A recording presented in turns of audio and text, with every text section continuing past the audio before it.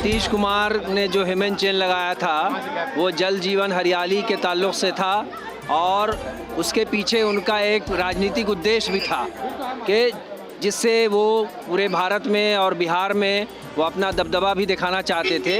लेकिन आज जो जंजीर बनी है, आज जो हेमंत चेन बना है, ये दरअसल संविधान की सुरक्षा के लिए बना है। आज़ाद रहना चाहते हैं। हम लोग का देश है, हम लोग का मुल्क, हम लोग का वतन है। हम लोग इसको एनआरसी नहीं होने देंगे। ये देश जैसे आज़ाद चल रहा है वैसे ही आज़ाद चलेगा। 500 दिहाड़ी पे औरतें आई हुई हैं। आपको क्या लगता है कि ये दिहाड़ी है कि आप लोग को 500 रुपये दिया गया है? बिल्कुल नहीं है।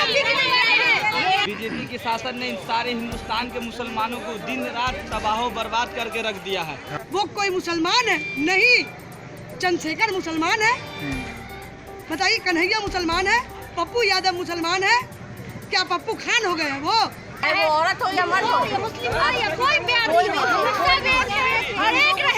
हो, शीशे से अदावत का यही हाल रहा तो पत्थर पे भी हो जाएगा पथराव किसी दिन।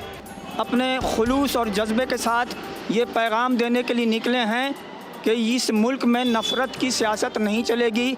तुम नफ़रत फैलाओगे तो हम प्यार और मोहब्बत की बातें करेंगे। नहीं, हम लोग खुद लिटरेट है, हम लोग जानते हैं कि हमारा हक क्या है, हमारी राइट्स क्या है, उस पर हम लोग बस खड़े हुए।